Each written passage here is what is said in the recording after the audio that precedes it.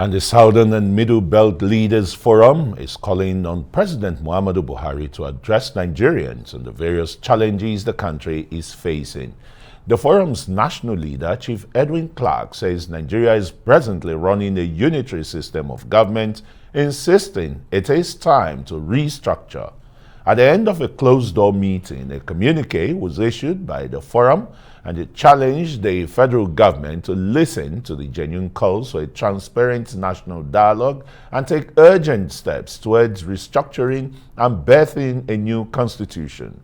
The group observed a minute silence for the former secretary of Afenifere and of the forum, Yinka Odumaki, and Lieutenant General Ibrahim Atahiru, the late chief of army staff, and 10 others who died in a recent plane crash. So we have been having meetings all over, but time is moving very fast. And it's our belief that there's need for us to state again clearly to the Nigerians our position. They've been talking about ethnic organization, all sorts of things. And as I said, even this morning in a repetition of my interview, Mr. President is not an emperor. Mr. President is not a king. Mr. President is not a monarch. Mr. President is a politician. It should come out to meet those of us who have been serving this country when he was an ordinary soldier. This country belongs to all of us. The North alone cannot rule this country. The South alone cannot rule this country. We want a restructuring of this country. Let's go back to, most of us said, go back to 1963 Constitution. If the amendment to be made, they should be amended. What the National Assembly have been doing is fraudulent. 5 years now, 5 times. They spend 1 billion naira every time. Nothing will come out of it. As Governor Fayemi said, it is fraudulent. We want a new brand constitution. Any amendment, I have no confidence in it.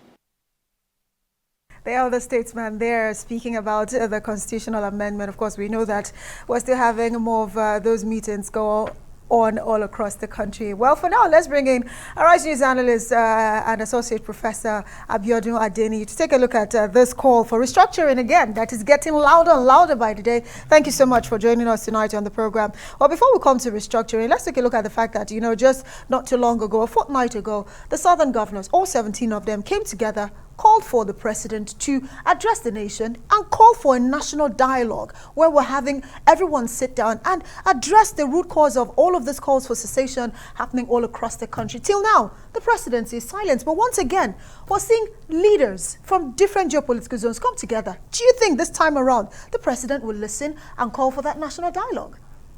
Well, that's still going to be a matter for guess, for anybody to guess. You know, we have a president who is probably slightly reticent, you know, who operates differently, you know, probably uses his lieutenants to communicate, and that's why there have been agitations in circles that he should be more engaging, he should communicate and interact more with the populace, because there's a sense in saying that communication, presidential communication, you know, has a way of lubricating, stimulating conversations on matters, you know, that affect, you know, the unity, you know, and speak to the fragility of the nation. Now, this is consistent with what we've been talking about, our own kind of entity. We belong to a fragile, multi-ethnic society that needs a lot of intangibles to unite, to bring it together. And one of those intangibles is communication, you know, interacting with the populace, giving everybody a sense of belonging, not necessarily through structures. Dr. Abiodun, the silence from the presidency, it really hasn't helped, has it? Yeah, that's the point we're making. But again, we have to underscore the fact that it's a matter of style. You know, all presidents don't have to be the same thing. It's a matter of style. But against that background, isn't there that obligation here? I'm sorry to cut it. Right. Isn't there an obligation, particularly at this time? Isn't it very expedient for? I mean, the voices are all unanimous. Address us, talk to us, speak to us. What's difficult about that? I don't think I'm really disagreeing with you. All I'm just saying is that he has a prerogative, you know. There's no constitutional provision that says that the president must address the nation at a particular time, you know, in the course of controversies or something. It's more like something, it's like a prerogative that he has, and of course he can exercise it the way he wants, you know. But from our side, we've been consistent about, please, you know, that yes, it's a matter of style, but that style has to be tweaked to fit the circumstances that we are in. And of course, the elder statesmen have also, again, reiterated the calls that the populace that we'll be making, you know, that we need a much more engaging presidency. Well, the presidency keeps saying, go to the National Assembly and have your representatives do that. But we'll come back and continue this conversation, especially as it concerns restructuring and the constitutional amendments going on all across the country. But for now, let's head for a quick break. When we return, Dr. Abiodun Adeniyi rejoins us and we conclude this conversation. Just stay with us.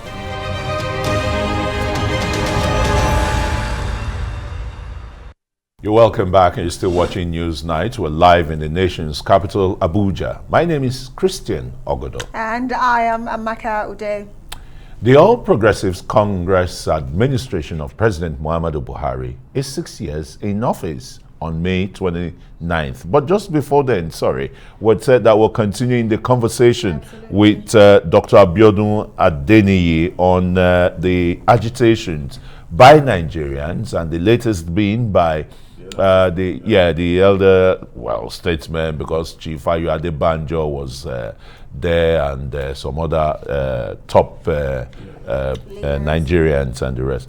But the issue of restructuring now is that Nigeria should birth an entirely new constitution. Some are not even talking of amending the constitution again. Some are calling for the 1963 constitution. Are we going back, or why the back and forth?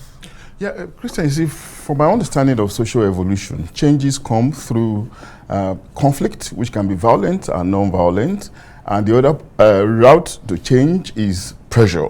So what we're witnessing in Nigeria in the last couple of months or years is pressure coming from the civil society, you know, from the populace, based on an assumed need for some change. And one focus is restructuring.